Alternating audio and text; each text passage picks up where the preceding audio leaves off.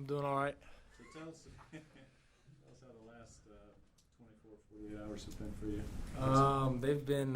They've been hectic. It's been a lot of people texting me to social media.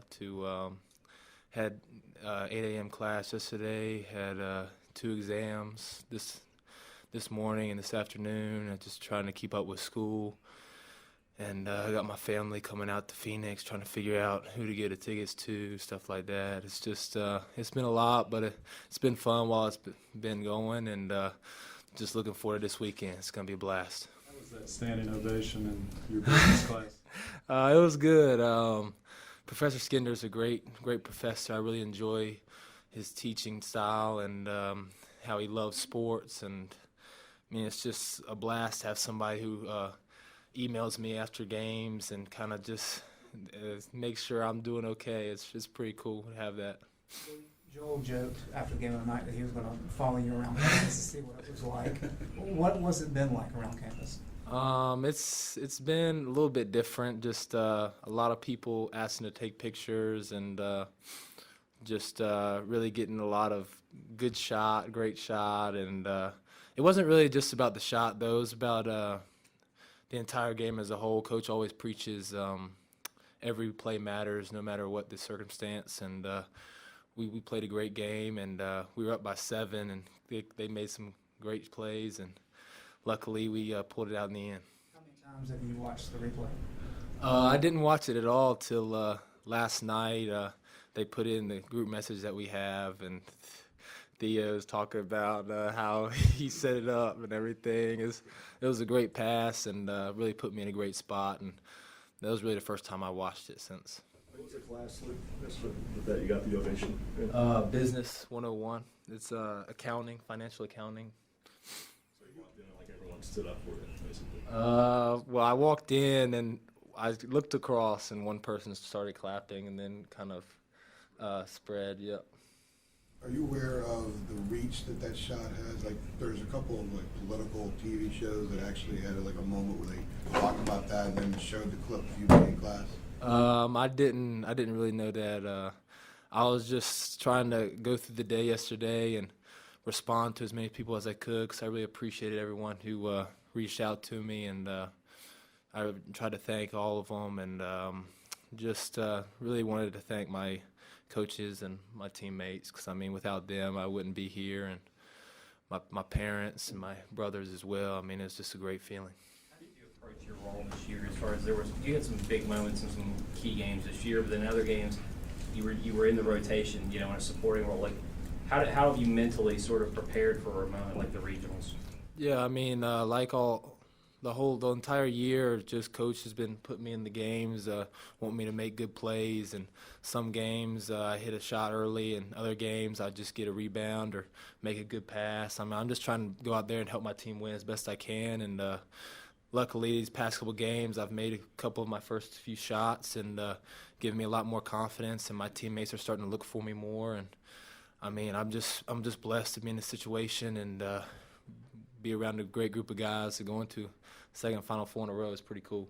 Does it change anything for you, the last 2 games in Memphis, about your confidence or your approach at all? It's funny, I just talked to my mom on the phone, and she was just saying, like, I know it's going to be crazy and you're going to feel a lot of pressure going into this weekend, but I mean, I told her I don't feel any pressure, just because I know how good I can be and how I can play, and I'm just looking forward to this opportunity. And just like any other game, I'm gonna take the game and do what I can just to help my team win. That's the most important thing, and I'm gonna play like that.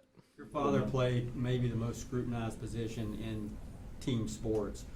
Have you talked to him at all about the spotlight and maybe how to handle that a little bit? I've talked to him some. He's been very supportive and really just told me to take it all in, but really get focused for this weekend. I mean, it's one of the biggest weekends of our entire lives, and I'm really looking forward to playing a part in this role. Can you put a number on how many people you've heard from the past couple of days? I'm not sure. It's a good amount. Dozens, or, It's Probably a couple hundred, Do I'm you sure. remember what the biggest number of unread texts was on your phone?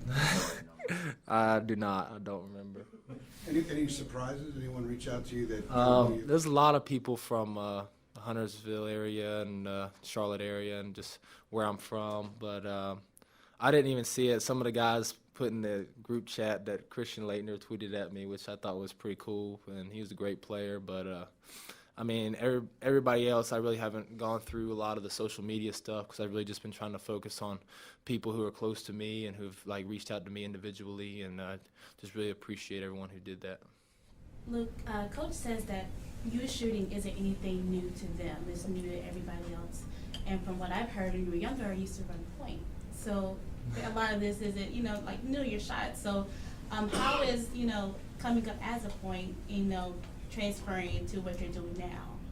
Yeah, well, my dad, he was pretty smart, and my mom contributed as well because, I mean, they knew I wasn't going to be 7 feet or something like crazy like that, but so they always wanted me to play out on the perimeter and really work on my shot and hone in on that. And in high school, middle school, I kind of played like the point forward, I guess you could say, and just really honed in on those skills. And I need to continue to work on ball handling because I feel like I can improve greatly in that area. But I mean, it's been a great opportunity, and I'm just really looking forward for this weekend.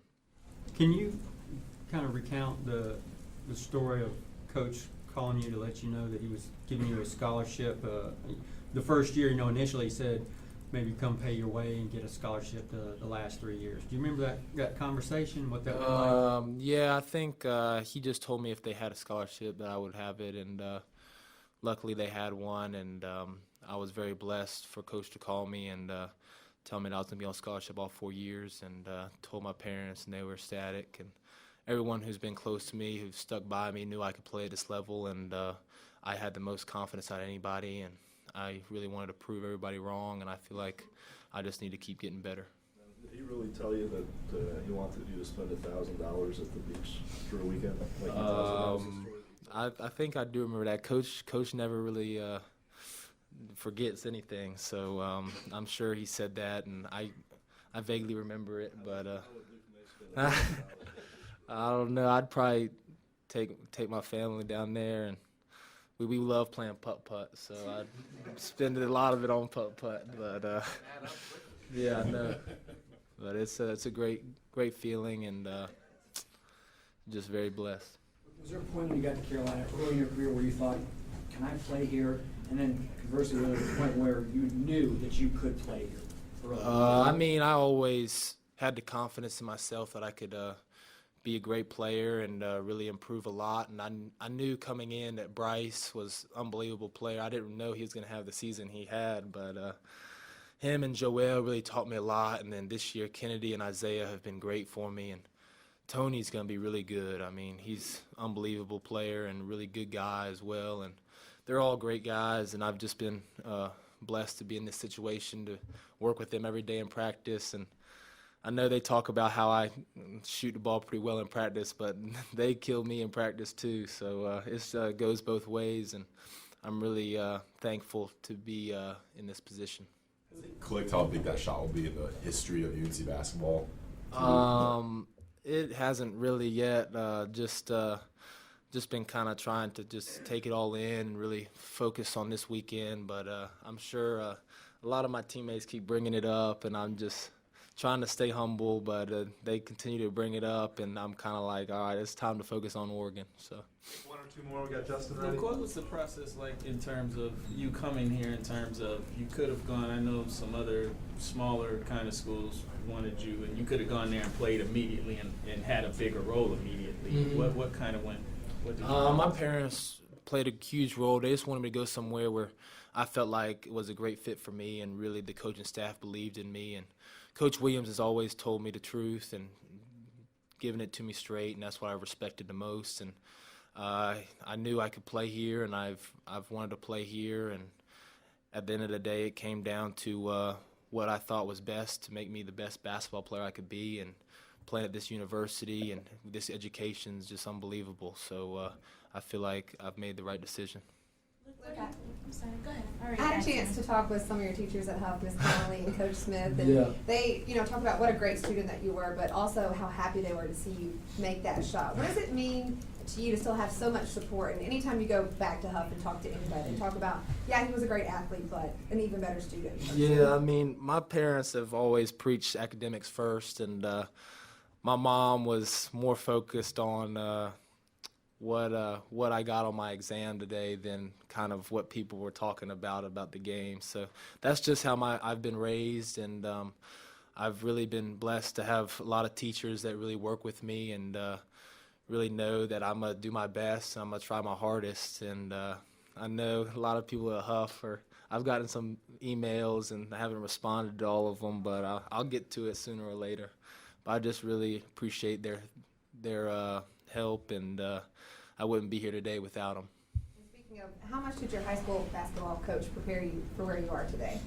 Well, I had two. Coach Batts was my coach from freshman to junior year. Then I guess that was 12th grade year, I had Coach Grube, and they both played a huge role. They're both two different style coaches, but they were both really good and really helped my development of my game. Thanks, Luke.